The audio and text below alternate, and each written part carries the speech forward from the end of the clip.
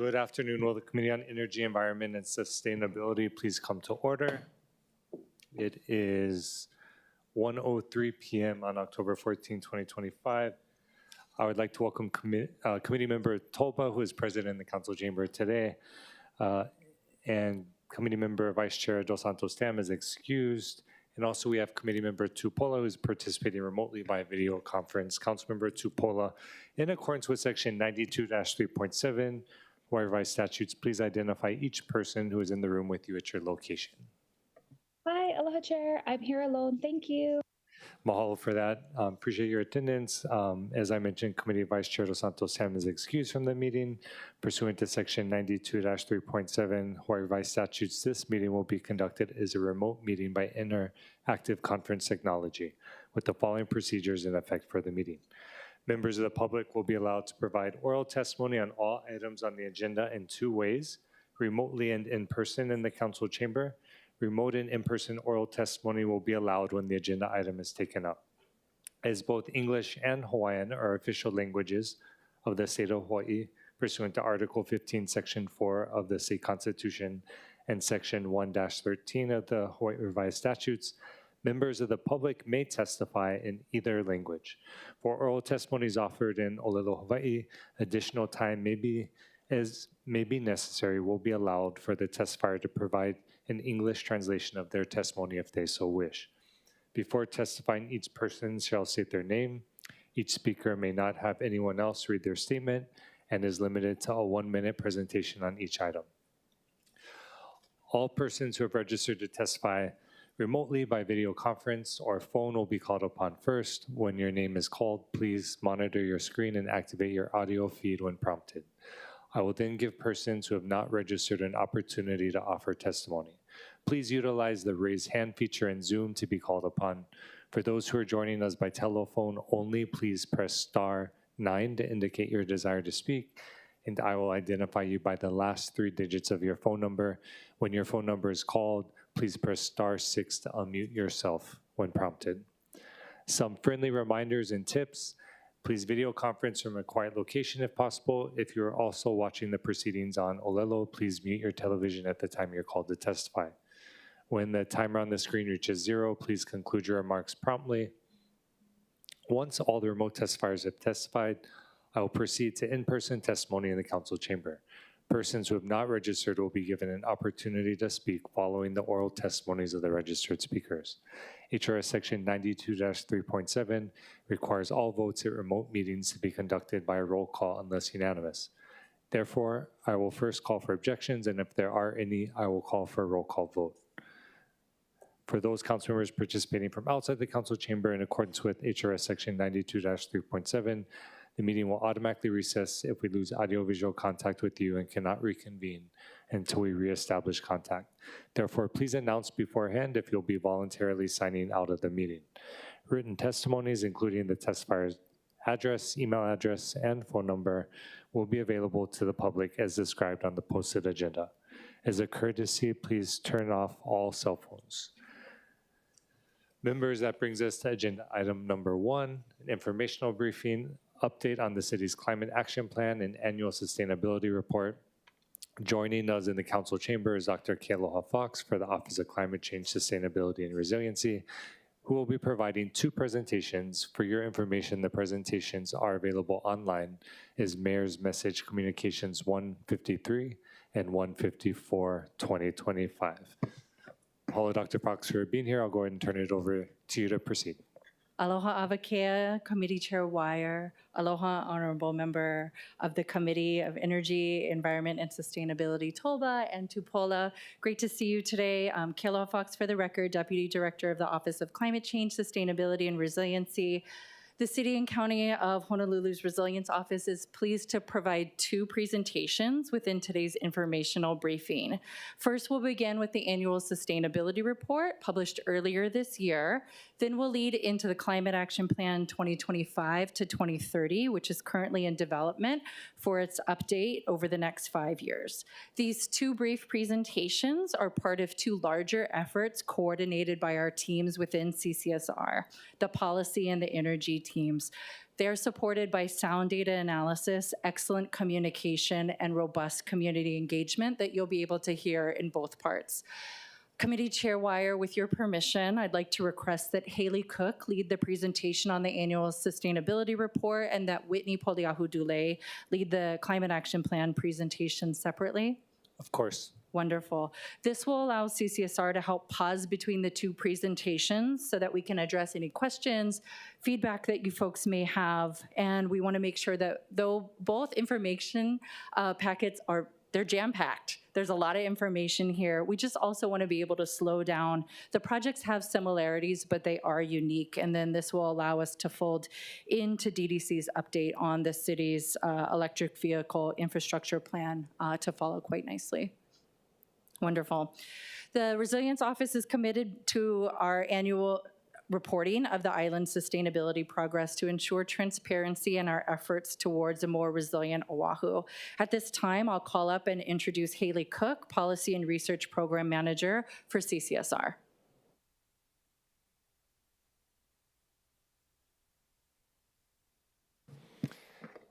Mahalo, Ms. Cook, as you turn on the mic. Thank you for being here. If you want to go ahead and introduce yourself and then proceed when you're ready. Yeah, hi.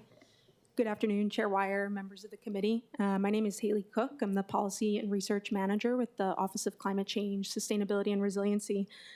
Like Kealoha mentioned, our office is responsible for coordinating the development of the city's annual sustainability report. So thank you very much for the opportunity to come present an overview of the 2025 annual sustainability report for you today. And before I begin, I just want to acknowledge that this work would not be possible without the incredibly hard work of our office's data analyst, Victor Limon, and the contributions and the support of the many city agencies and the community partners whose data we're privileged to showcase on behalf of the city.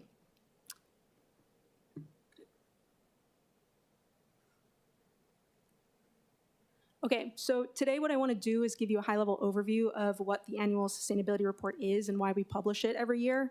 I'm going to highlight some of the new data that we included this year in the 2025 report, and then I want to walk through each of the report's sections pretty briefly and give a high-level overview of its contents and then showcase some of the success stories that we're seeing in the data.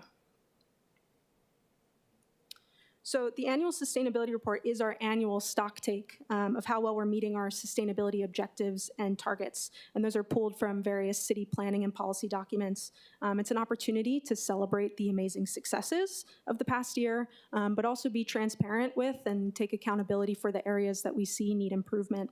The 2025 report is the city's 7th annual sustainability report, and for the 3rd year in a row, the report is available as an online dashboard.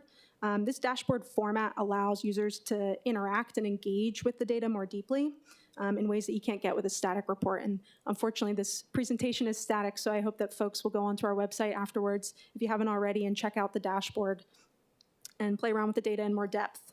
The report includes over 40 performance indicators and data visuals.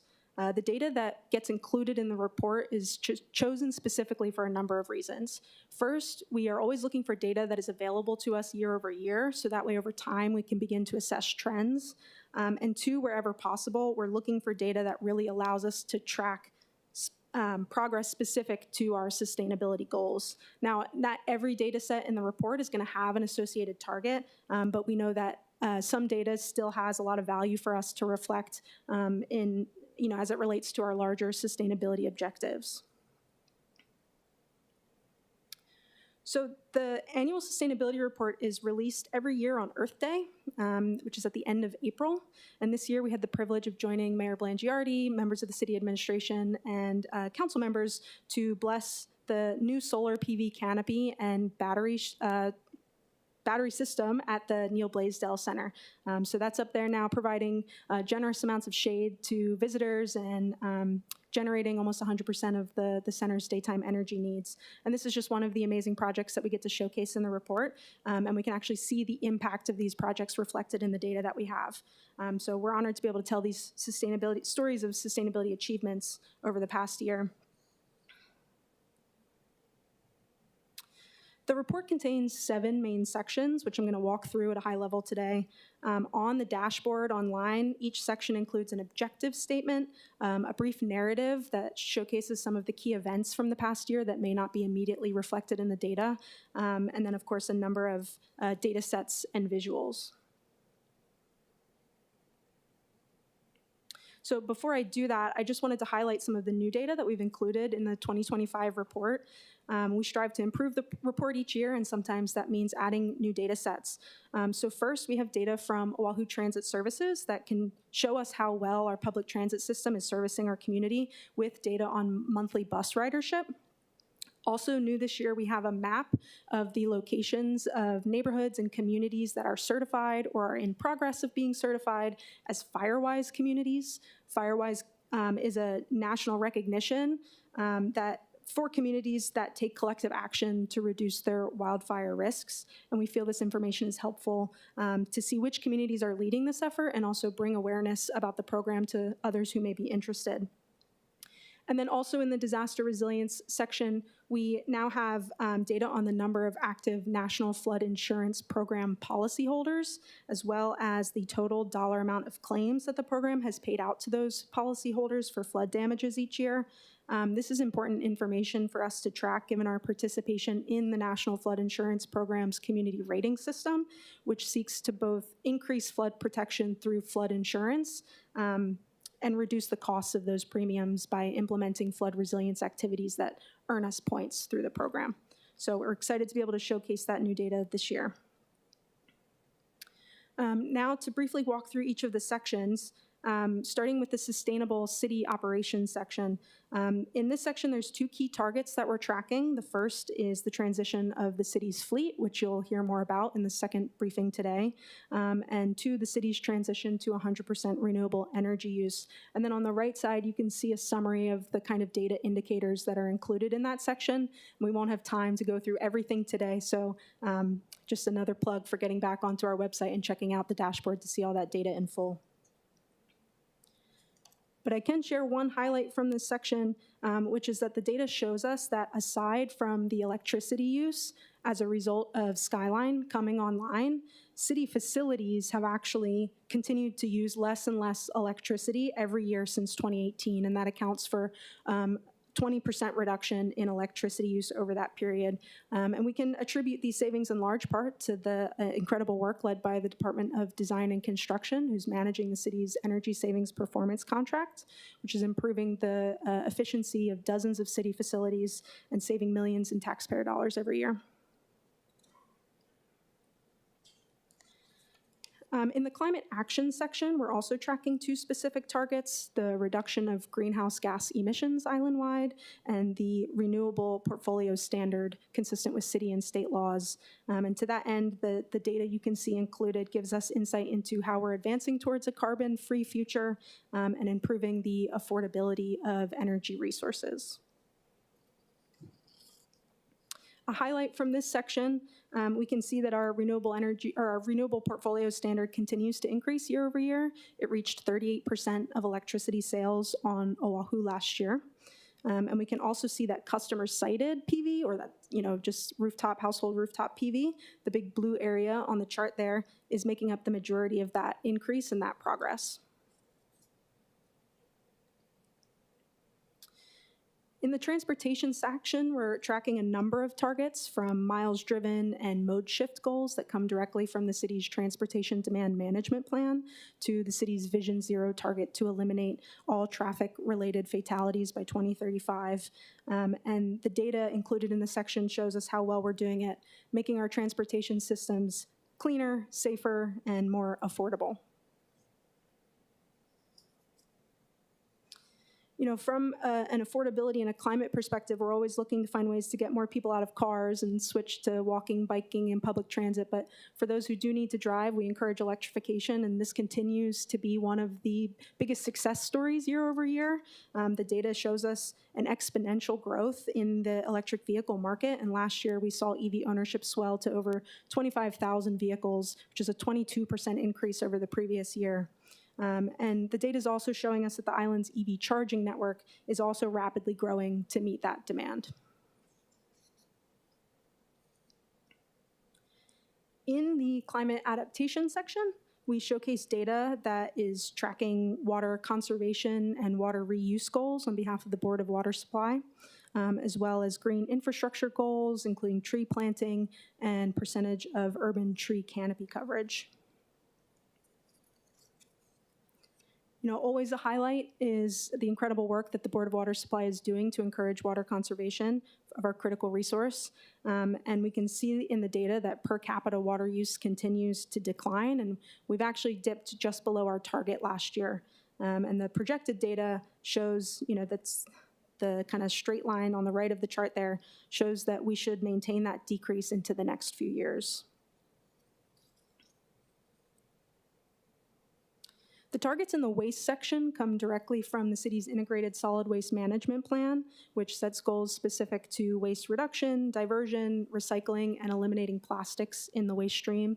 And you can see the data indicators in that section are tracking just that.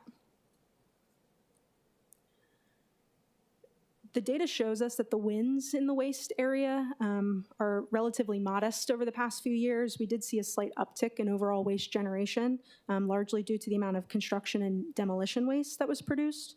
But when it comes to solid waste, just kind of the trash that people are generating on a day-to-day basis, we did see a slight decrease over the previous year. But overall, not too much change up or down in that category over the last few years.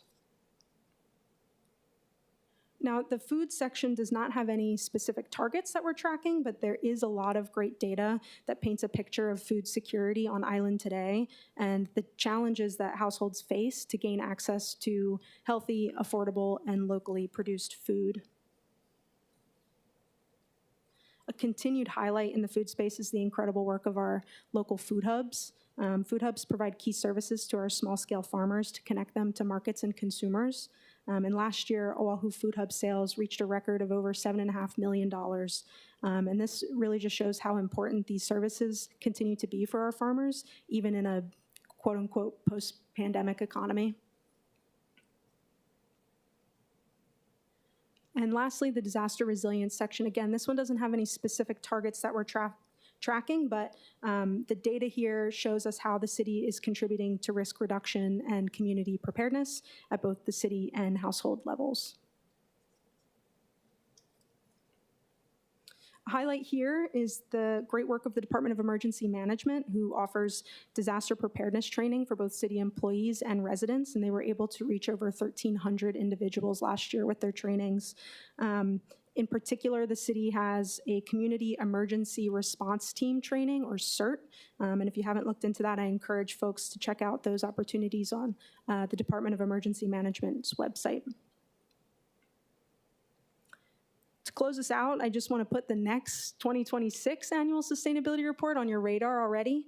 We're always looking to find ways to improve the report, so if you have any suggestions for new goals, new data, new stories from 2025, we welcome them. We'd love to hear them.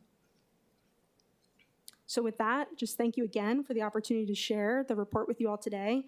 I hope you'll go to our website and you'll check out the dashboard in more detail, and we're available for any questions. Appreciate that. And I see Dr. Fox getting up, so I was going to ask, do you want us to hold questions to the end of both presentations or open it up for questions? With your permission, I think it would be great if maybe we pause now. We can take the annual sustainability report questions, and then we can take the climate action plan questions separately. Perfect. Okay. Okay, mahalo, Ms. Cook. I'll go ahead and open up to committee. And Councilmember Tupola. Thanks so much, Chair. Aloha, thank you for the presentation. I appreciate, well, I actually read this a little while ago, so I'm grateful that you guys are kind of explaining it in depth. I just wanted to mention that we had our first Westside community be Firewise certified as of October 10th. So it is fairly new information. So hopefully by the next time you guys have your report, I have 4 other communities on the Westside besides the one I live in that just got certified. So maybe we will have 5 new dots on your map for Firewise communities. I do think as a PSPS area where we have high winds and high probability of heat and fires. I think it's important. So I will keep you guys updated as soon as we have it. I just emailed you guys the certificate that was given to us by Firewise just last week. Secondly, for the waste diversion, I know that you guys are taking it from, ENV documents and whatnot. But one of the important things about waste diversion, and I know you guys had a very simple chart there, is that diverting the waste prior to incineration. So a huge amount of the diversion, ENV is calculating it as incineration amount. But prior to incineration, there are many countries, many states that divert plastics out of the waste stream, plastic bags and other things. And what happens is when you take as much as you can out of the MSW of things that can be recycled, whether it's paper or glass or plastic, even though you could incinerate all of that, you end up decreasing the amount of ash that we're putting into the landfill, which is actually better and not creating a million types of particles of microplastics and stuff that just get landfilled. So I'm hoping maybe in the next sustainability report, we can actually talk about like our efforts when MSW comes, what we're doing to divert or like divert waste out of that stream. So I'm not talking about the blue bins or the green bins. I'm talking about when MSW comes and kind of like hopefully getting us to a point where we're sorting some of those things out prior to incineration and of course prior to landfilling. Thank you so much. Malo, that's great news about the new Firewise community and really appreciate the insight and the input. Councilmember Toba, did you have any questions right now? And then do want to flag that a part of providing these presentations in committee, we are open to input and ideas from the rest of the committee about things we want to dive deeper into. I know next month we're hoping to look more at food systems, particularly, just with impacts in the community. But if there are any components of any of the reports or plans, more than happy to dive into that. I know we kind of got into waste management a little bit. And so I was going to ask if you could just dive a little bit deeper into that to the extent that you have information or data on how well the city is doing in terms of diverting waste and meeting our goals. And I'll throw in there, I'll preface it with, given your work and your experience with the office, just big picture, what is the most exciting thing for you about this report? Like, and I'd imagine that'd be things we've done the best at, but it could be other aspects too. But wanted to, welcome input on that too. Yeah, it's like asking me to pick my favorite child. I love the whole thing. In terms of the waste sector, it is one of the areas that I think you can tell from the presentation is, the success stories aren't necessarily as exciting per se, and there's some area for improvement. I think on kind of a one-year trend, we're not seeing great numbers in terms of per capita waste, waste diversion, and recycling rate. And then in terms of waste composition, we don't have a ton of data around that because it's not something that we can calculate every year. But I think there's a lot of great work that the Department of Environmental Services is doing to address those things. And I don't know do you want to answer any of the, do you want to speak to any of the specific END programs?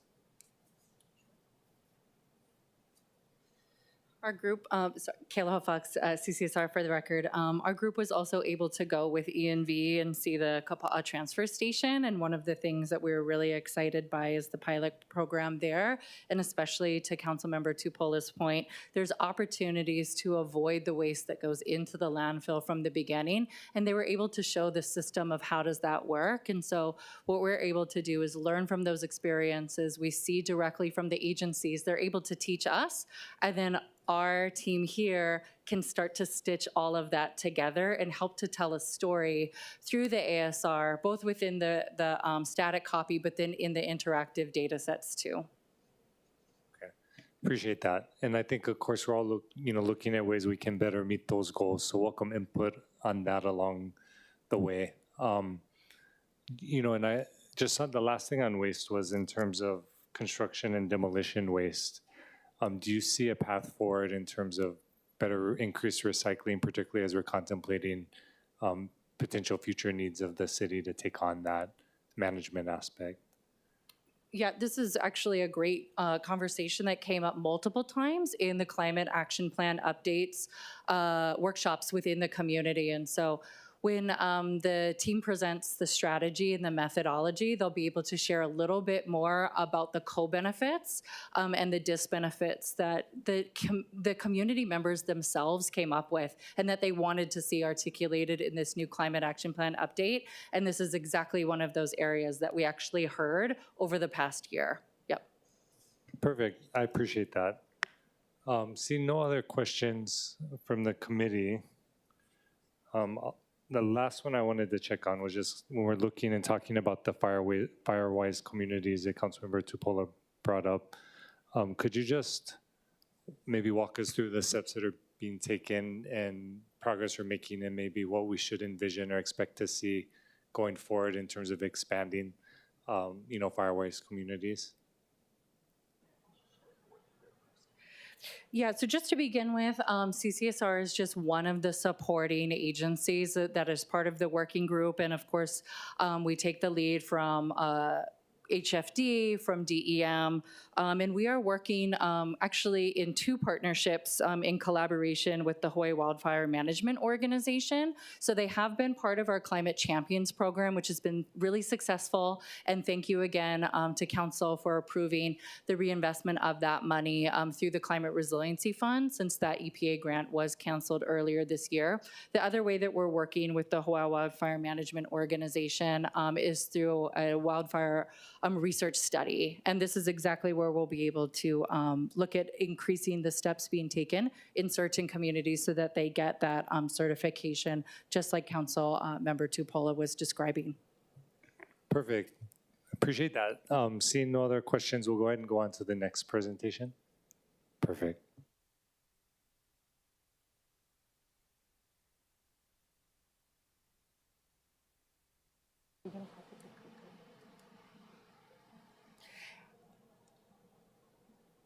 Committee Chair Wire, I think we're going to switch the slide deck now. And then as we get ready to do so, we'll be able to transition to the next update. So the Climate Action Plan is a community-driven strategy to combat climate change, and the plan lays out programs, policies, and actions to reduce Oahu's greenhouse gas emissions. You can follow along at resilientoahu.org/CAP-community on the latest updates that we have online. And at this time, I'm happy to call up and introduce Whitney Poliahu-Dule, our Climate Action Plan coordinator with the Resilient Office's Energy Program. Perfect. Mahalo.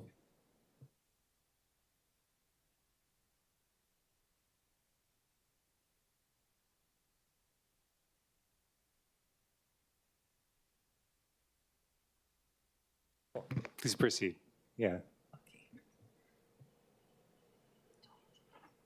And I know you're pulling up the presentation, but yeah, if you want to just begin with your name, position, and then however you want to proceed, or could start with an overview, but I see it looks like the slide deck is up.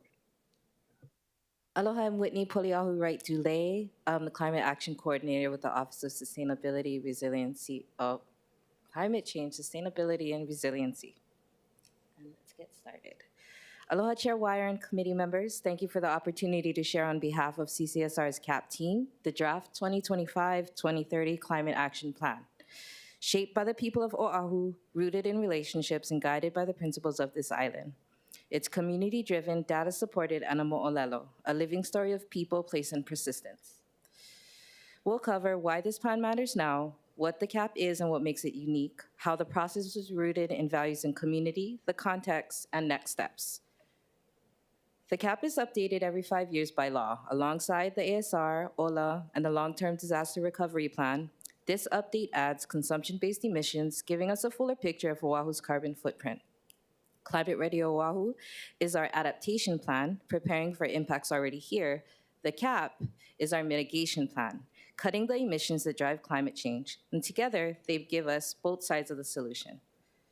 The CAP is a technical roadmap and community partnership. It reduces emissions while improving affordability and livability, guided by a steering committee, or CAP committee, and shaped by community voices.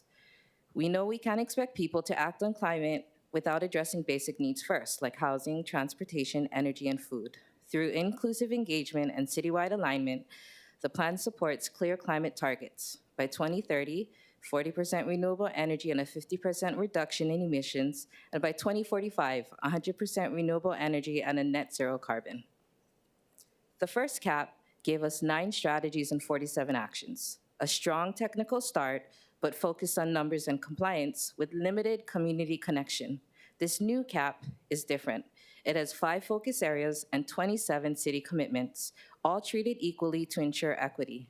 Each action was shaped by community voices, carried into department planning, and written in plain language so everyone can see themselves in the plan. From kickoff in January 2025 to a completed first draft in June and public comment closing this October, this was a responsive process. Prepare, engage, refine, and validate. Most feedback was constructive and has been integrated into the final draft. Broad collaboration was essential. Departments needed to align across silos, community organizations created safe spaces, consultants supported lived realities, and our CAP committee, a mix of community, government, and industry representatives, kept us accountable to values and real-world feasibility. The CAP committee embodied a shared kuleana. Pictured here are 5 community representatives who grounded this plan in real lived realities and kept us true to our values and principles. Here are 3 government and our 1 industry representatives.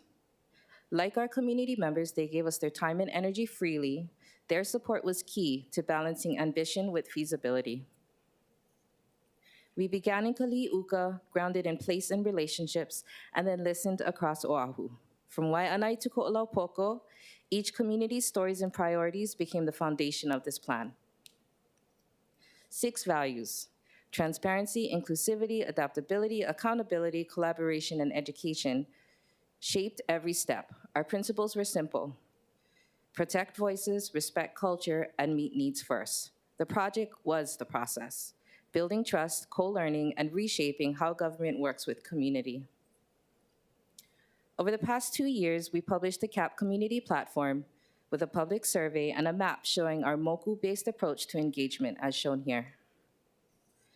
We met people where they already gather: schools, libraries, fairs, and community centers, and also joined existing meetings they trust.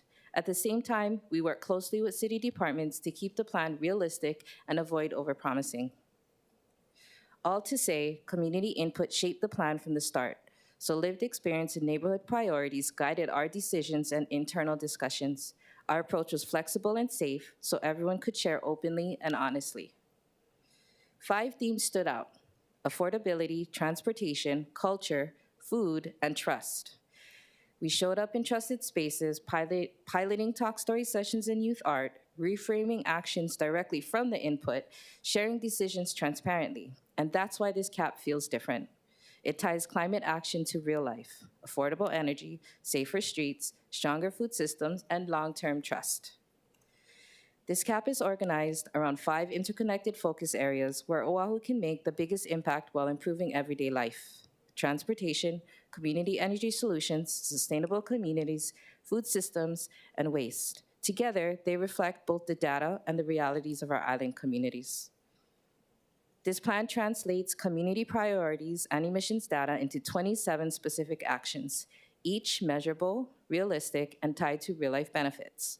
Examples include expanding EV access for those who need it, investing in local stewardship of INA, lowering bills with energy retrofits, turning surplus food into community meals, and managing clean energy waste today instead of tomorrow. For the technical part of the CAP, it was important to connect the numbers to why they matter for our communities. We wanted to understand how much carbon pollution we create as a city, so we looked at it in 3 ways. Across the whole island, our community-wide inventory, based on what people buy and use, our consumption-based inventory, and from city operations themselves, municipal inventory. Using these baselines, we projected future emissions and tested different ways to reduce them, ideas that came directly from community and department workshops. We updated the modeling as we went, since the actions and data were developing at the same time. This back and forth process helped ensure the results guided real decisions by our CAP committee. When we look at Oahu's carbon footprint, 2 areas stand out: transportation and energy, which makes up nearly 80% of our emissions. And that lines up with what people shared. It's too expensive to get around, and energy bills are high. Looking at the full life cycle of what households consume, the food we eat, the homes we live in, and the services we use, each accounts roughly for 16 to 18% of emissions. That confirmed what communities have been saying all along. Food systems are central to climate action and should be treated with the same importance as energy, transportation, and waste. The main takeaways are clear. Transportation and energy are the biggest sources of household emissions. What we eat and how our food is produced also makes a major difference. Reducing waste is one of the easiest ways to cut down emissions and save money. For city operations, the largest sources are fuel and electricity. Altogether, what residents have been asking for, more affordable energy, safer ways to get around, stronger local food systems, and less waste, perfectly aligns with what the data shows. When we modeled the impact of the 27 actions in this plan, the biggest reduction came from sustainable communities, thanks to strong measures like building code updates, cleaner transit options, and smarter land use. Food systems are a little harder to measure right now, so this chart doesn't fully show their impact. But as we track progress over the next few years, that data will become clearer. When we combine community efforts and state and federal policies already in motion, we can cut emissions on Oahu by more than half. More importantly, those reductions translate into everyday benefits. Lower bills, healthier neighborhoods, and more time and connection in community. That's the story of this plan. Cutting carbon and improving quality of life for Oahu families. This plan is a starting point. We propose follow-up deep dives with council and departments on specific interest areas like EV infrastructure and watershed management. Accountability and transparency will carry this work forward. Mahalo nui for your time, support, and commitment for our shared future. Thank you. Appreciate the presentation and all the community engagement as well that went into crafting the plan. Council members, were there any questions from the committee? Seeing none from Councilmember Tupola. I'll jump into just a couple, and then we're going to gear up for the next presentation after that. I'm just curious, when we're looking at waste diversion, so I think parts of the plan we're looking at how do we increase particularly like food waste and diverting that. Could you maybe just share a little bit more on either what you observed or part of the plans, and then how that could materialize at all levels? Because I know we have, for example, like ordinance that requires these larger companies, right? The restaurants, hotels have to recapture their food, and I'm just curious what that could look like. Yeah, the great question and an emerging area, both in the annual sustainability report and the climate action plan, and our forthcoming Oahu Food Systems Plan. Chair, with your permission, may I call up just briefly our sustainability data analyst, Victor Limon? Of course. Yeah. Yeah, and I'll just note, feel free to, you have such an awesome team all around, so feel free to, call anyone up. Go ahead and come up. Mahalo for being here. Do you want to go ahead and just identify yourself and then proceed? Aloha, everyone. Thank you for the opportunity to answer that question. I think what's important right now is to collect as much accurate data as we can. Currently, we have a 27 waste study, which details what composts are waste. I'm not sure if that has been updated, but it's overdue for an update. That way, we can know exactly how much food waste is going into our waste stream and to adjust accordingly our goals and our efforts. We do have a 97% waste diversion goal that we have committed to, and I would assume that also applies to food waste. But we do need the data to make sure that we are hitting that goal and to find out ways to accomplish that. I appreciate that. So it sounds like the next steps are data, and we're going broader than food waste. So maybe I'll go ahead and just wrap up with that question in terms of, you said 96%? 97. 97. Yeah. That's a pretty huge number. Yes. So, but actually, to also tie down to the construction and demolition waste, the numbers currently are not looking so good, but we have been doing much better in the past, and we could accomplish those rates actually again. We just need to be a little better about it because we have been better at it in the past. No, I appreciate that. And just we'll end on that, but could you tell me a little bit more about that in terms of when we're talking about doing better, just kind of the things we should be contemplating and looking at and things that you've observed or you have knowledge on.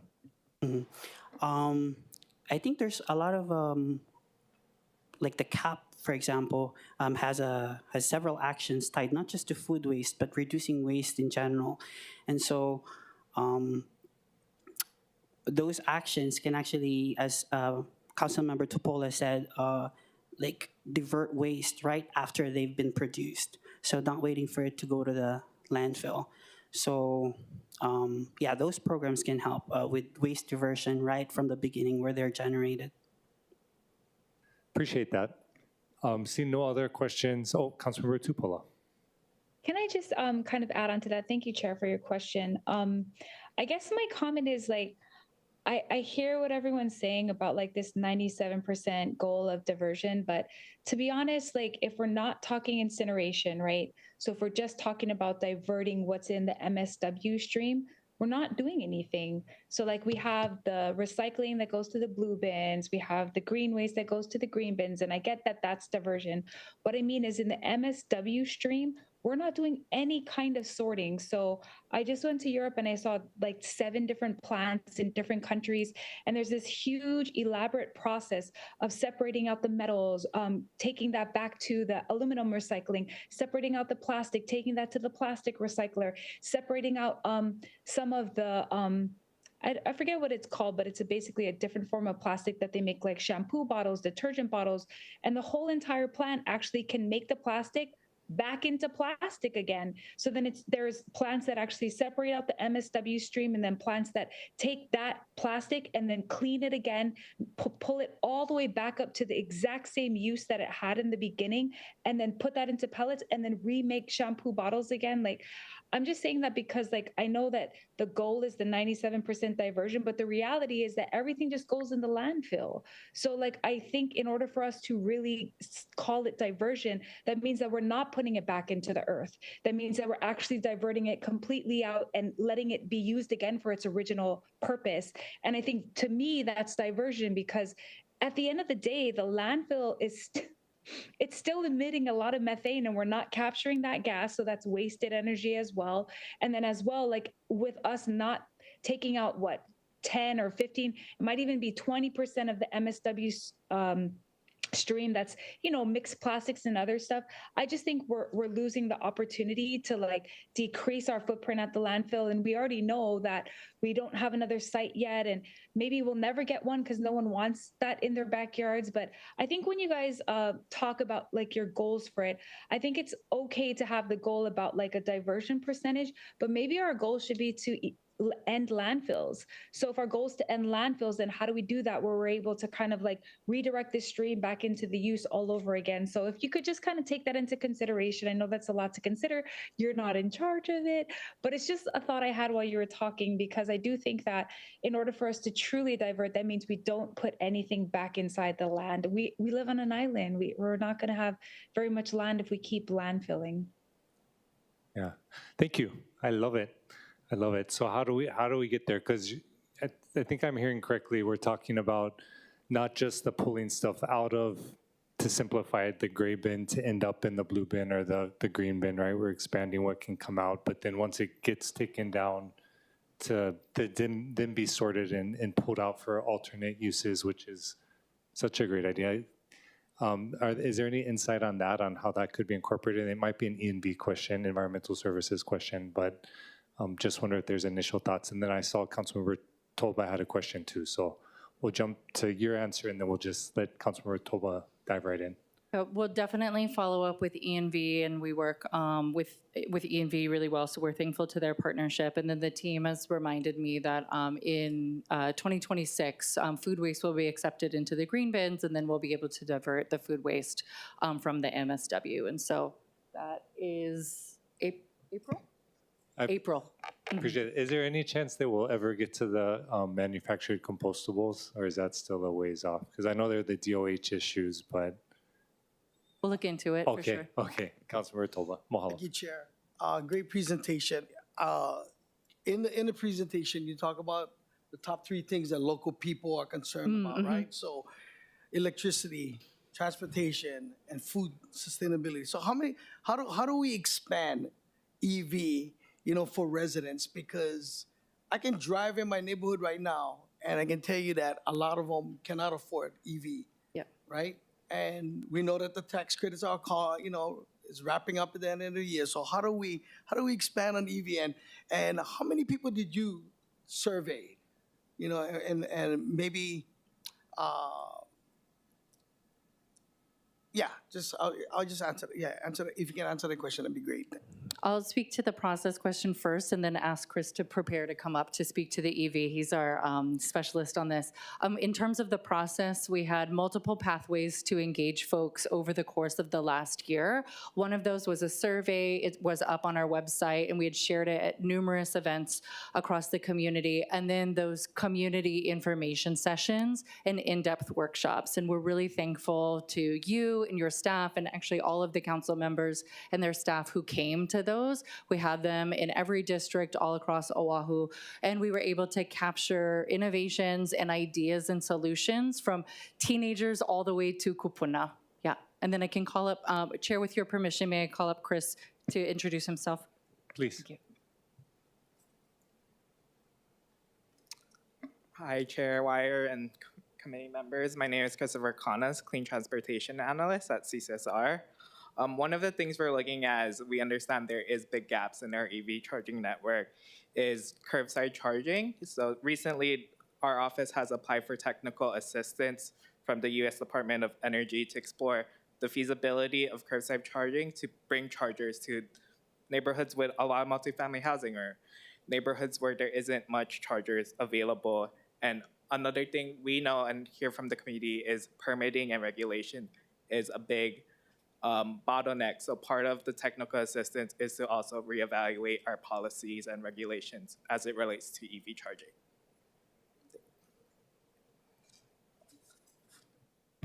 Appreciate that. Any other questions? I see you thinking on it. And this has been wonderful. I know we have the next presentation, so Dr. Fox, if you have any final thoughts. Also, if you wanted to introduce any of your team that's here that didn't come up, I think we got most of them. And of course, great contact points for our offices to know who's working on what issues in case, our staff want to investigate more. Yeah, mahalo, Chair, and thank you to our honorable committee members and your commitment to energy, the environment, sustainability. All of us from here at CCSR are happy to help. We'd love to learn more from each of you, so please do consider and call on us. I just want to make sure that I'm recognizing Chris and Jason, Emily, and then you were able to hear from Victor, Haley, and Whitney earlier. I just want to thank the whole team that's here and also the team that's back at the office as we get ready to release even more plans and continue to work on our policies and programs. Perfect. Looking forward to it. And thank you for that. We'll go ahead and go to testimony real quick, which I don't think we have too many, but we'll proceed with remote testimony. Clerks, do we have any registered or non-registered remote testifiers? Yes, Chair, we have one standing by. Mahalo. I think that would be Miss Angela Melody Young. I see you present. Do you want to go ahead and proceed when you're ready? Yeah, so for the climate action plan, good job. I didn't get to hear too much of that discussion, but just generally speaking, after last month's presentation from Bottles for College and the last event, the statewide event, Hawaii Children and Youth, organizing appropriate activities for the Keiki of Hawaii as responsible organizers and parents and counselors, teachers and leaders in the community. I think environment and doing cleanups is very necessary to reach climate action goals and to get to a level where we're consuming less energy. And so, yeah, if you can investigate that, that'd be dope. Mahalo, Ms. Young. Appreciate your testimony. Seeing no questions for the testifier and having no one else online, we'll go to in-person with no registered. I don't believe we have any unregistered. Anyone wanting to testify can come forward. Seeing none, we'll go ahead and close testimony. Seeing no, unless there's any other discussion for members, seeing none, we'll go ahead and move on to the next item. Mahalo again to the entire office for your work, and we'll go to agenda item number 2, update on the city's electric vehicle infrastructure plan. I believe we have director here, so I'll go ahead and turn it over to you, Mahalo. Thank you. Good afternoon, committee chair and committee members. I'm Haku Millis. I'm the director for the Department of Design and Construction. Very grateful to be here and for your time for DDC to present this information on the electric vehicle charging infrastructure, basically a status update. I really just want to take some time to introduce Alan Lee, who's going to be pretty much presenting the entire presentation. Alan's been with the city for over 30 years. He's committed a lot of his life to this work. He's an amazing electrical engineer. He's technically, his title is program administrator, but he's the head of our mechanical electrical division, overseeing many projects, including the energy service performance contract and many of these projects that are underway right now. As you can imagine, there's a lot of nuances to this. It's long overdue work that he is committed to every day. And so I'll bring up Alan, and then I believe there would be some time for questions afterwards. Thank you. Perfect, appreciate that. And so Mr. Lee, if you want to come up, introduce yourself and begin, and I'll just note that the presentation is available online as Departmental Communication 771-2025. Hi, good afternoon, good afternoon, Council Committee Chair Wire and members of the Committee on Energy, Environment, and Sustainability. I'm Alan Lee, the Program Administrator of the Mechanical Electrical Division of the city's Department of Design and Construction. Now, the Department of Design and Construction implements the city's capital improvement projects for its client agencies. Now, within my division, the Mechanical Electrical Division, my staff of mechanical and electrical engineers and inspectors and support staff work on projects that use energy, store energy, and generate energy. Most recently, our activities have been focused on energy conservation, renewable energy, and the electrification of transportation in the support of the Climate Action Plan. Now, I would like to acknowledge my neighbors on the 11th floor, the Office of Climate Change. I work with them every day, see them every day, and we do talk and collaborate on a lot of the things that we are doing to support the Climate Action Plan. Okay, so I would like to discuss some topics. I'll keep my presentation more informative and educational. So, sorry, I can't read.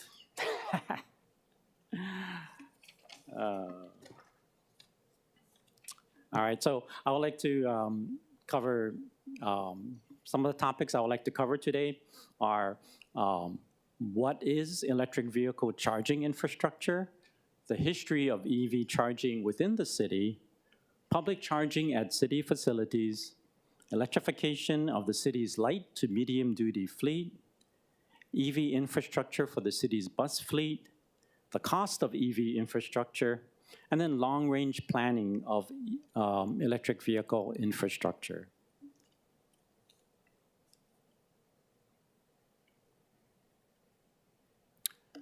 Okay, so first, what is EV infrastructure? Well, there are three types or three levels of EV charging.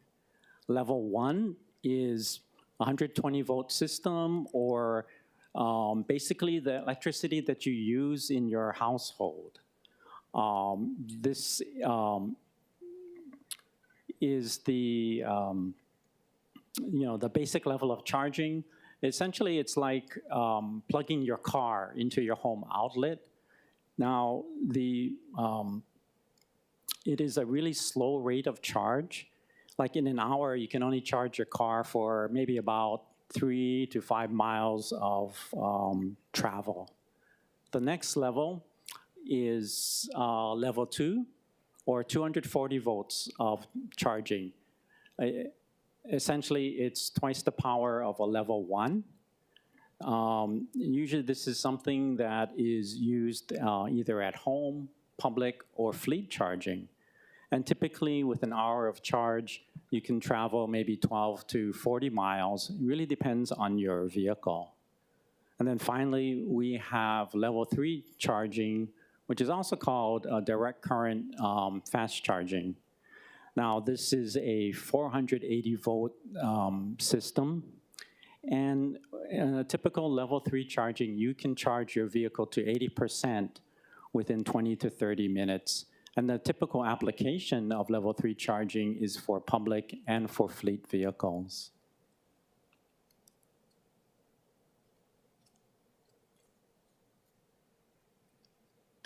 Okay. Next, the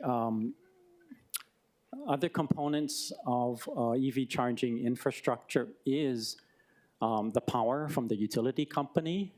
It's regulated through the meter that we have on our homes or our facilities. It goes to the building's electrical system through its electrical panel and distribution system, and then finally to the EV chargers themselves. Now, in this diagram, the yellow lines represent all of the electrical conduits, wiring, junction boxes that it takes to take the electricity from the power plant to the vehicle.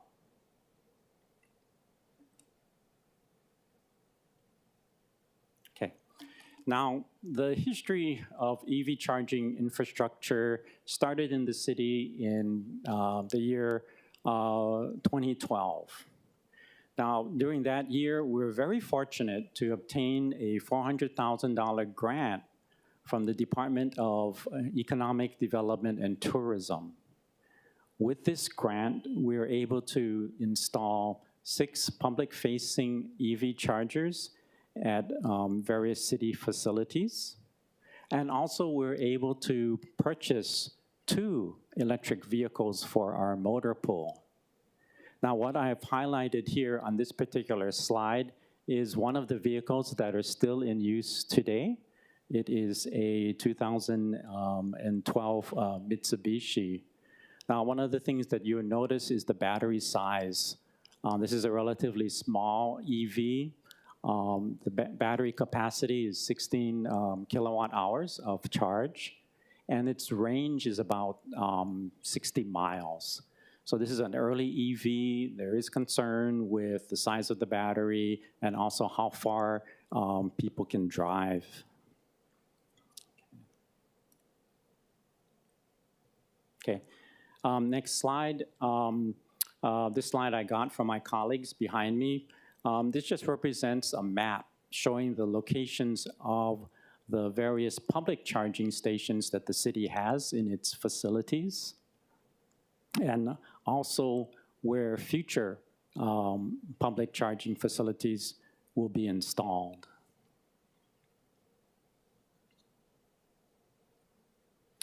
Now, this list provides the location and the number of charge ports of the city's current charging facilities for the public. Now, the Department of Design and Construction, we build these facilities and then we turn it over to our client or the operating agencies to operate and maintain these chargers at their sites. Again, this is the next slide is just some of the upcoming EV chargers for public use.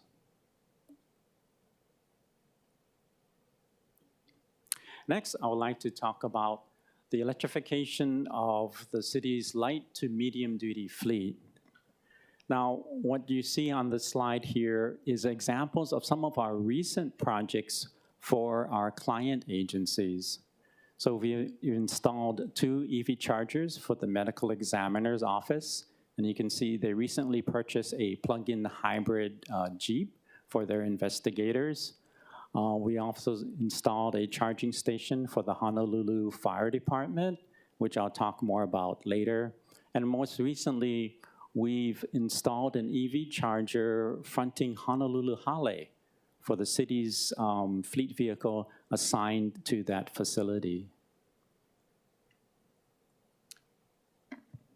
Now, some of the challenges that we have in planning and designing the EV infrastructure is the, first of all, the availability of equivalent EVs for our client agencies.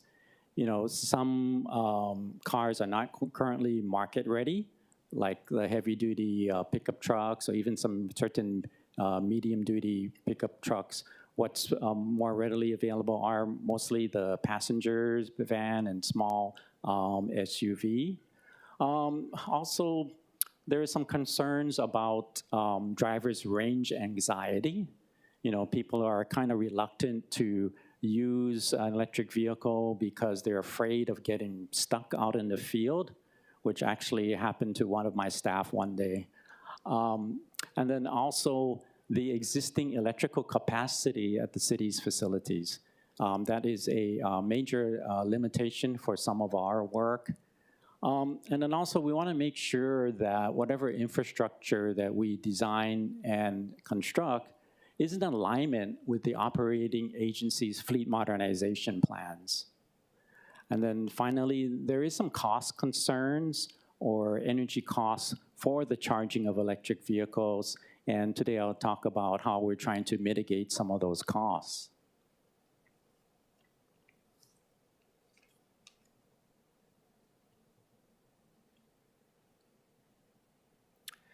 Okay. Again, this slide shows a couple of our projects using level 3 chargers. Again, these are the 480 volt super duper chargers that I mentioned earlier. To address drivers' range anxiety, one of these level 3 chargers is installed at the Laie Corporation Yard on the North Shore. So in the event that an EV driver of a city fleet vehicle happens to do a field check, he's not sure whether or not he'll make it back to his office or to downtown. He can stop off at this particular site, top off his tank, so to speak, and then make his way back to his home base. The other site is at the Umi Street fueling facility. Now, this site provides gasoline, diesel fuel, and now electricity for the city's EV fleet.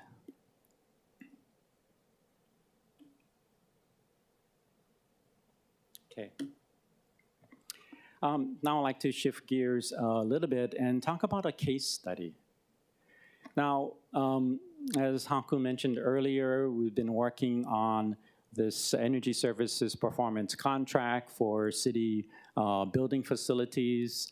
Our contractor is, Johnson Controls. And, within this ESPC project, we implemented like over 400 different projects. And one of them is the procurement of an electric vehicle for the Honolulu Fire Department messenger.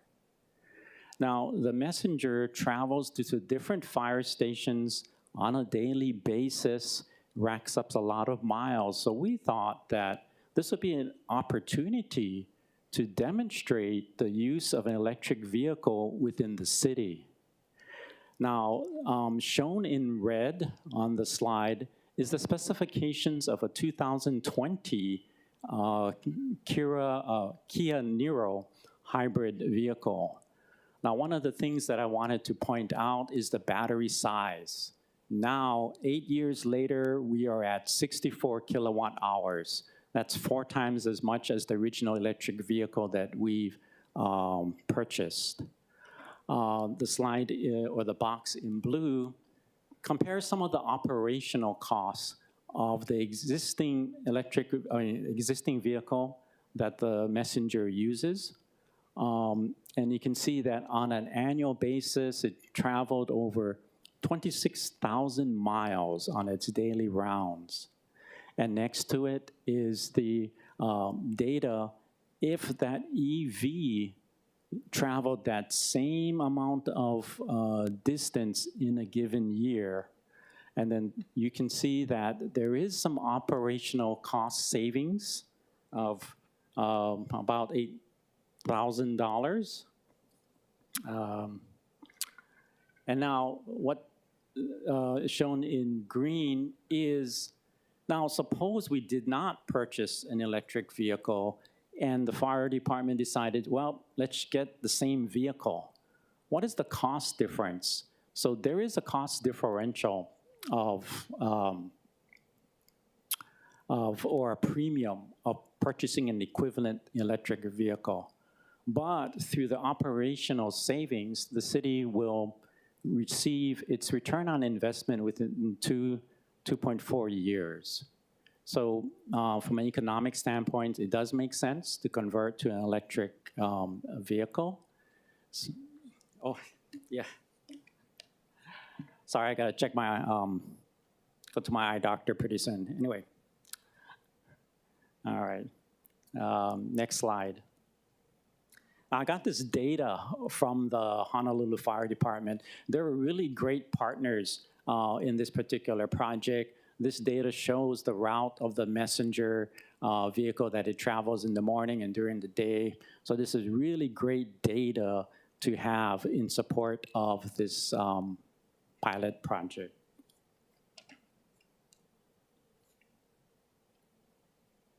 Oops.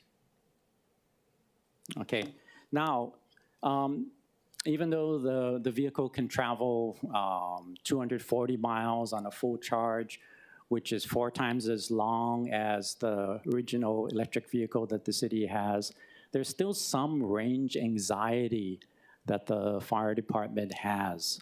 So what we've did is, in addition to installing an EV charging station at the fire headquarters, or in particular the museum, we've installed EV chargers at the Mililani Mauka Fire Station and HFD's Waipahu Maintenance Facility. You know, just to alleviate some of the concerns. But I would like to point out that the fire facility in Waipahu, the maintenance facility, does have a photovoltaic system that was installed under the Energy Services Performance Contract. So that PV system does help offset the cost of electricity used to charge the vehicle. Now, the firefighter, well, there's some lessons learned through this particular project. The messenger is a firefighter. Now, on the rare occasions, he may get called out to assist in a fire or another emergency incident. So what we had to do was outfit the electric vehicle with the sirens and flashing lights to allow the messenger to respond in an emergency. But what we found out is, you know, the 12-volt battery that's in this particular EV would not power all of these lights and auxiliary equipment. A supplemental 12-volt battery needed to be installed. And then also people would say, well, why can't you use the battery that runs the car? But that's at a different voltage and different current. So we had to go install a 12-volt battery. Now, outfitting this vehicle or customize the vehicle did come at an added cost. The cost was in the neighborhood about $30,000. Now, it is proprietary equipment and it has to be installed by you know, licensed and regulated professionals. So that's something that, again, was a huge lesson learned for us under this project. Okay. Okay. Now, switching to ongoing EV infrastructure projects within the city's fleet. Now, the biggest project that we have ongoing now for the city fleet is at Kapolei Hale. for this particular project, what we're trying to do is integrate the construction of the photovoltaic system and the EV charging infrastructure at the same time. This is a very challenging project because it took a lot of coordination to have two contractors under different contracts and different timelines working together at the same time to install the infrastructure for both the photovoltaic system and the EV chargers. But the benefit was we only had to go here once to dig up the parking lot to install the underground infrastructure through shared conduits and shared trenching. Now, one of the things that we're also doing is leveraging the PV carport structure and mounting all of the conduits and junction boxes on top of the parking structure or the carport canopy so that we don't have to dig that much to bring the conduit or the power underground to these charging facilities. So we're hoping to complete the charging infrastructure later this year in December. Now, the PV system provides power to Kapolei, and then that power will also be used to power the EV charger when the cars come in and connect.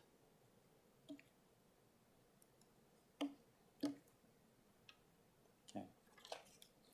Now, there are future projects that we're working on for the city's fleet. Right now, we're working on plans for EV charging for the motor pool fleet at Kapolei.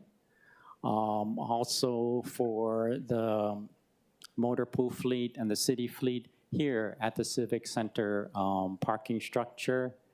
And then also, we're just started work on a project to put in EV charging infrastructure for DFM's medium-duty fleet at their maintenance facility on Kokea Street off of Dillingham. Now, these facilities have or will have photovoltaic systems in the future to help offset the cost of the electricity needed to charge these facilities.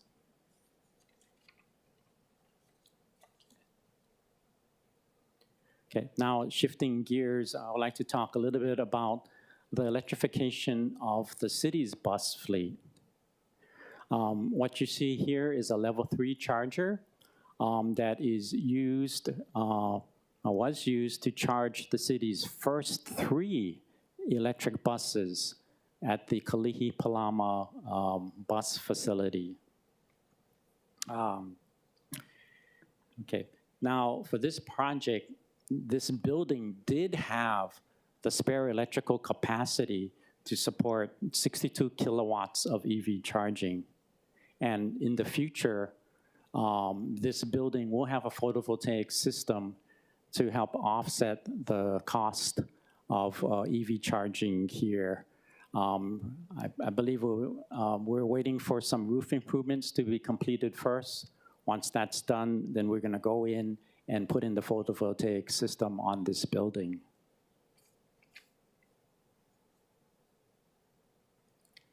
Okay.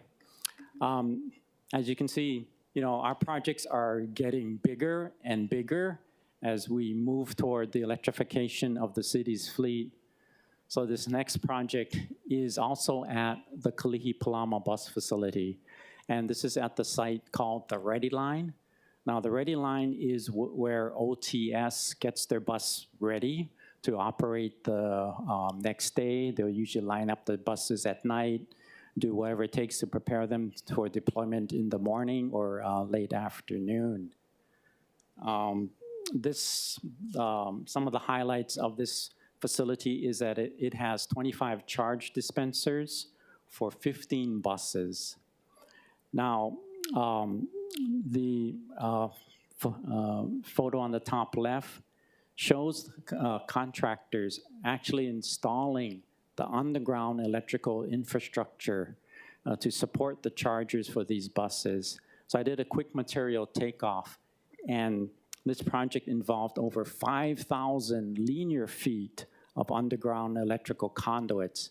Now, each conduit will hold multiple electrical wires. So literally, there are about miles and miles of wiring used to charge these buses. And we were very fortunate that this site did have spare electrical capacity to power all of these buses. And then also, under the Energy Services Performance Contract, we've installed a photovoltaic system on the adjacent building, Building B. Now, this PV system provides 12% of the electricity needed to charge our city electric buses.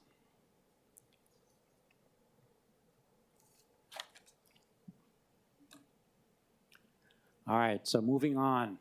Our next project for the electrification of the city's bus fleet will be at the Alapai Transit Center right here on King Street. Now, this project, we're using a different type of technology to charge our buses, and it's called an overhead pantograph. In this particular case, we do not use cables to plug into the buses. We have this pantograph or this device that drops down from the ceiling or from a cantilever structure and makes contact with the roof of the buses or electrical plates on the buses, and it charges the buses through that contact. Now, the concept here is as the buses pull in and the passengers get off, the buses can charge during the period where the driver takes a break at his facility. Get a quick charge, 10, 15-minute charge. And then once that is complete, driver gets on the bus and then he goes to pick up his next group of passenger and then makes a short loop around the neighborhood and comes back. So there's a different technology that we're gonna be trying for this particular project. We're also gonna be putting in the same type of chargers that we put in at the Ready Line for overnight charging. A lot of you drive by that facility. You notice that at night it's practically empty when the buses are not running. So we're gonna be using that vacant space to charge our city bus fleet. Now, the problem that we're having at this site is there isn't, any spare electrical capacity for the charging. So electrical power has to be brought in off-site. Now, the map shown on the lower left represents where this power is coming from. It's coming from the intersection of Kapiolani Boulevard and South Street. This image was from our press release. This project was completed. Now, we call this the off-site work. So all of the underground infrastructure, except for the wiring, has been completed in this project. The next phase, which we'll be putting out to bid shortly, will be the Hawaiian Electric Company installing the wiring and their transformers and the city's contractor then installing the charging equipment and all of the other electrical equipment necessary to charge those buses. Okay. Now, so I've talked about things getting bigger and bigger. The next project is going to be a very ambitious one. It is going to be at the Pearl City bus facility. It is a larger site, and we're really stepping up. And then what we're trying to do is take the lessons learned from our previous projects and apply it to this particular site. Now, this particular layout, the upper image, the map, shows one phase of the project at the Pearl City bus phase that we're currently working on the design. We're going to have rows and parking stalls to accommodate 76 buses. Now, if you remember the Ready Line, we could only charge 15 buses. So now we're really stepping up, trying to charge 5 times as many buses as we are able to do now. And what we want to do is implement a photovoltaic system on top of this facility, again, to help offset the cost of charging these buses during the day. We are going to look at also provisions for a future battery energy storage system so that some of these buses can be charged during the HECO peak hours. So again, we're moving forward. We're trying to integrate different technologies, upgrading the city's infrastructure to charge our electric vehicles.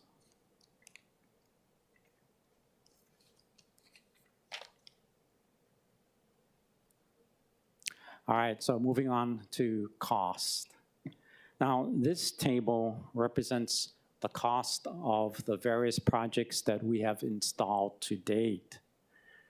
Starting in 2012, I mentioned earlier about the grant that we've got from the Department of Economic Development. Now, these first projects in 2012 were done in indoor parking garages that had spare electrical capacity. In other words, we're picking the low-hanging fruit of EV charging. So you can see some of the costs. Again, this is 2012 cost. Now, as we moved forward, I'm going to skip through some of the other projects in 2019 that was done by others.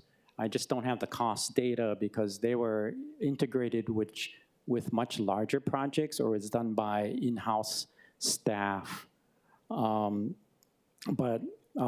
Starting in 2021, also under the Energy Services Performance Contract, we have the cost data for the projects at the Wahiawa Satellite City Hall, the Fire Museum, Mililani Mauka Fire Station, and the Waipahu Maintenance Facility.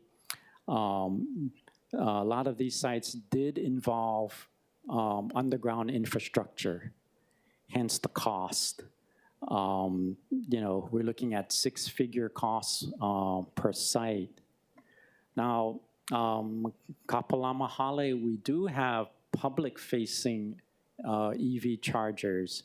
Now, this was a really challenging project in the location. Now, that site was a former dough cannery site, so we had to deal with hazardous materials that were underground, hence the cost of this particular project. My understanding, as soon as we turned it on, cars were just driving up and just charging that same day. So this is one of the projects that we did for the community. Now, earlier I showed you a slide of the charger at the Honolulu Hale. It's just a single port charger. One of the issues that we had is, Honolulu Hale is a very old facility. It's approaching 100 years old. Now, this site, there has been some documented archaeological finds. So we had to have an archaeological monitoring survey done during the construction for this particular project. Even though we only had to trench about 15, 20 feet, we still had to have an inventory survey taken during the project, hence the higher than anticipated cost. And then the rest of the price costs, you can see as we move down, as we expand our facility, getting bigger and bigger, providing more chargers, more higher level chargers for our fleet, you can see that the cost has increased substantially. Now, Kapolei Hale is a huge cost because of the magnitude of the number of chargers that we're putting in. But now, when we talk about the electrification of the bus fleet, the city has, over like 500 buses that eventually we're going to convert to all electric. The costs goes into the millions of dollars. So again, this is the cost of the infrastructure that we have to date. So far we're totaling about 18 million in project costs to build out the infrastructure to support public charging and also the city fleet.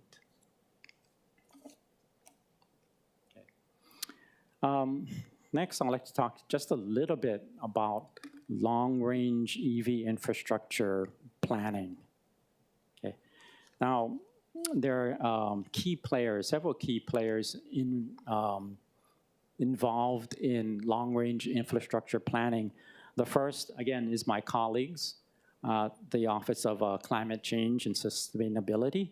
Now, that office also leads the Fleet Modernization Working Group, which is a consortium of the city's operating agencies. You know, we get together to discuss our plans for vehicle procurement, infrastructure. Now, CCSR does provide guidance to the operating agencies. Earlier I mentioned about the availability of equivalent EVs. So Chris and his staff have done a lot of research to check what's available on the market and provided that information to the city's operating agencies to see if there are equivalent electric vehicles that will meet their needs. Now, also, again, the Department of Design and Construction implements projects for our client agencies. So it is up to the operating agencies to develop their fleet modernization plan, which would include the procurement of EVs and the location of their charging facilities, and work with the Department of Design and Construction to plan their 6-year CIP budget. Now, I'd like to give a shout out to my colleagues at the Department of Transportation Services. They have an excellent plan for the modernization of the city's bus fleet. They have it mapped out to 2040 and beyond. You know, the challenge is designing and building the infrastructure to support that, that plan. Now, the way that our department, Design and Construction, can assist the operating agencies is we can determine the availability of electricity at their particular sites. We do this by reviewing their electricity bills, looking at the old electrical plans or their facilities. This helps us to determine whether or not they can install the chargers there with whatever electricity whatever electricity they have that's available, or do we need to go to the Hawaiian Electric company and have them bring in electrical power to these sites? Now, what we'll do is we'll implement whatever projects that they have on board based on their modernization plans and their 6-year CIP plans. With that, I'd like to thank you for this opportunity to share with you our experience in the implementation of the city's EV charging infrastructure, and a little bit of a glimpse as to the challenges that we face and what we're planning for the future. Thank you.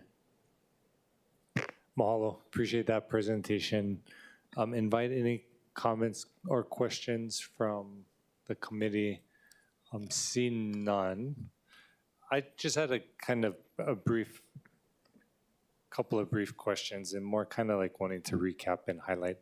So I know we talked about maybe cost savings when you're doing the switch because of the, when you factor in, of course, maybe the EV costs a little bit more than the car, but then when you're looking at the savings from car maintenance and not using fuel and whatnot, do we have any idea what that looks like at a large scale level, number-wise? Okay, well, that I'm going to have to defer to a CCSR. Okay. Because more has to do with the vehicle procurement side rather than the infrastructure. I don't know if, Chris, you could answer that question, or we can get back to you. Yeah, not to put anyone on the spot too, but it just piqued my interest because I think as we're going through this particularly current day discussion, I think that's just an important thing to know. Is like, oh, is this actually going to be saving us money as a city and saving taxpayers money? It's not just, of all the good reasons to be pursuing it, that's just one. So welcome to the point that data comes up down the line or higher level data. Happy to look at that. I see Director coming up too. Okay. Thank you for the question. Yeah, we'll work with CCSR to provide that information. And I know we only have that one case study that Alan mentioned.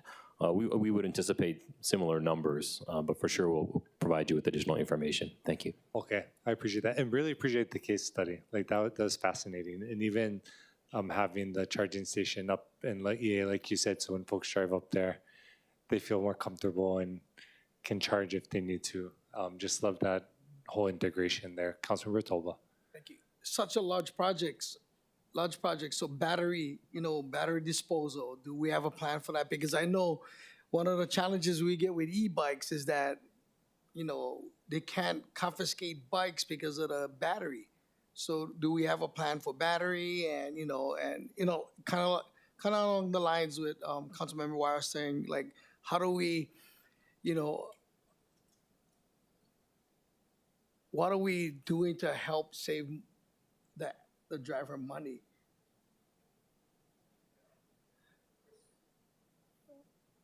Oh, I think Chris will be able to provide a response. If you're an EV driver, what is the city offering? And then you can answer the disposable battery. Yeah. In the development of the Climate Action Plan, we've been working a lot with the Hawaii Department of Transportation, HDOT, on their Energy Security and Waste Reduction Plan. So there are specific actions that call out the development of these electric vehicle or lithium-ion battery disposal and recycling centers. Our Department of Environmental Services has been urging internally that development, so we'll continue to work with HDOT as they develop that plan. From my understanding, that right now they are meeting with different stakeholders from the different counties. Yeah, no, my concern is we have this plan, which is amazing, but then we don't have a plan for the plan. You know what I mean? It's kind of insane, and at the same time, it's kind of like the same questions along the line. We have all these beautiful things on, what concerns people, but no plan. What's the plan? So, again, we want to try to give hope to the residents that's watching and listening, that these are all beautiful things, but how is it going to help that everyday local person that we concern about that's leaving, but then we challenge them to get an EV. So what is the benefit for them? And what kind of costs are we looking at and spending money in all these things? And where are we disposing all this battery? We live on an island. So anyway, that's just my comments. Great presentation. Thank you. Appreciate those comments and seeing that from Councilmember Tupola. Just wanted to end, because I think that's perfect. It's like we make a plan and then, okay, what's the next step and what's the implications and then how do we address that? And appreciate having everybody here in kind of this discussion format. So I think definitely having committees structured like this in the future is always helpful for me. I just wanted to end on kind of coming back to the infrastructure discussion, just so there's a clear understanding, really on my part, but anyone that's curious. So, you go in, you're looking at a facility, you're needing to make sure that there's sufficient infrastructure there with electrical capacity. That was probably what was contemplated at the initial design of the building, right? And maybe not incorporating EV inclusion, or was that something we overlooked early on? And then I'm just going from there too, if you could just walk through, especially when we're looking at these large scale, kind of the interplay between us and then the grid or HECO, and how that's working, right? Are we ever off grid with our own storage and solar, or how does that system function? I know that's a lot, so whatever you feel is appropriate in the time we have to talk about that. Okay. Well, I guess a good example is the Joint Traffic Management Center. So when that project was designed years and years ago, no one was talking about electric vehicles or the need for charging. So under that project, basically electricity was only provided for the basic operations of a parking structure, which is basically the lights and the elevators. There was no thought about, hey, one day we're going to have electric buses. So, so again, that's an example, and that's why now today, I think under the new energy code, newer buildings need to be EV ready, that they're supposed to have the EV infrastructure in place so that if the developer or owner or tenants want an EV or charger, they just have to install the charger and the infrastructure will be there. So now knowing this further, as we look at future city developments, let's say future fire stations or future police stations or future facilities, in the planning and design phase, we can incorporate the EV infrastructure, upgrade the site transformers during the design development phase to ensure that when the facility is ready and ready for EV charging, then the infrastructure will be there. And then, sorry, I forgot the rest of your question.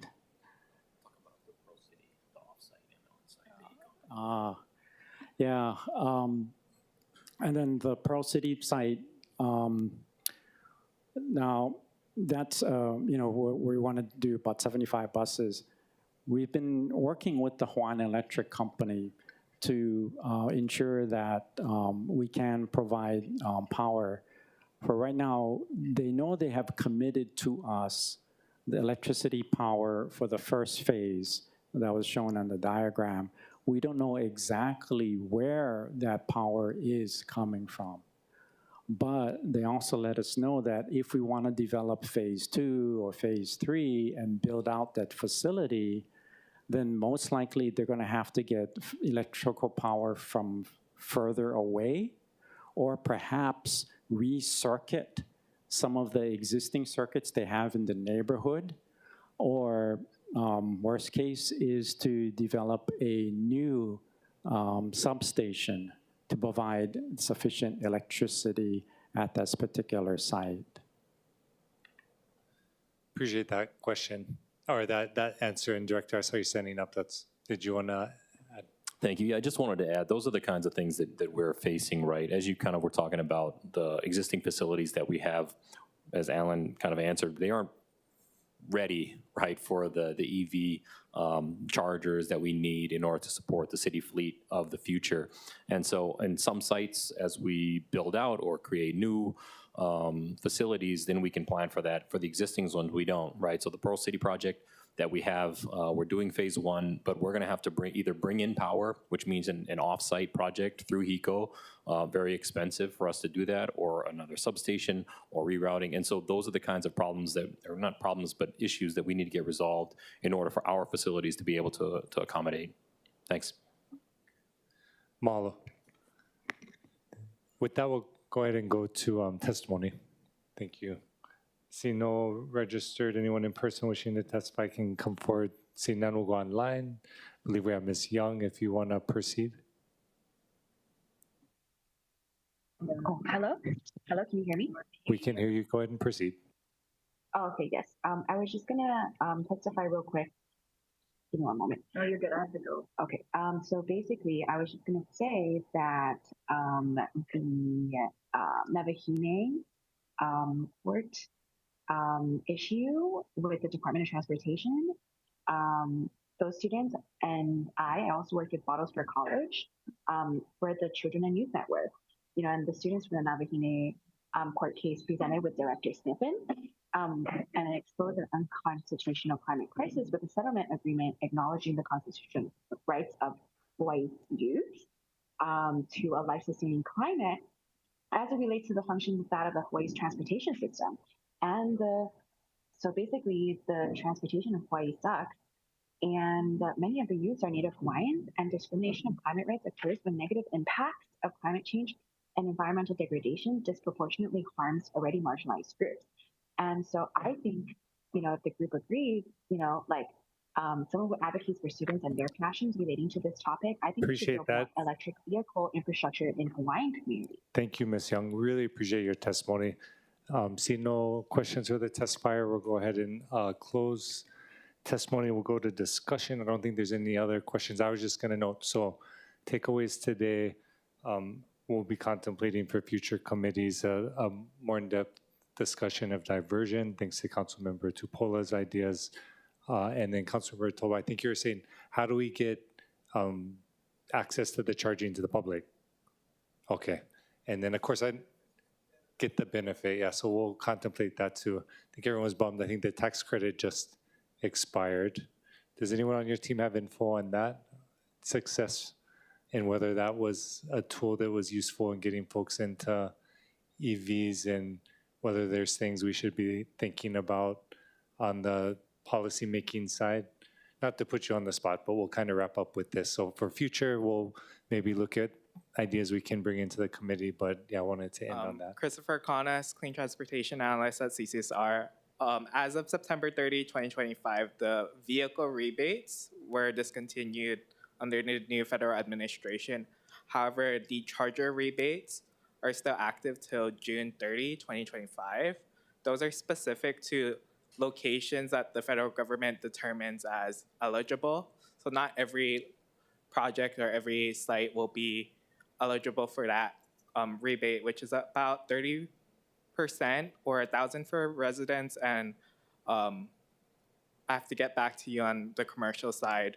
But Hawaii Energy is also the state's administrator of the rebate program. They offer rebates for shared use, residential or commercial. And as a city installing either a fleet or a public charger, we do qualify. And Alan and his team at DDC do receive a lot of those rebates. Not as much as we want because there's a cap, but we do participate. No, that's helpful. June 30th, 2026. Six. Okay, Yeah. so still time on the infrastructure side. We'll continue that conversation. Thank you. And thank you again to the entire team that was here today. Super grateful for everyone's work. Mahalo to the committee. Seeing no further business, this committee is adjourned. Mahalo.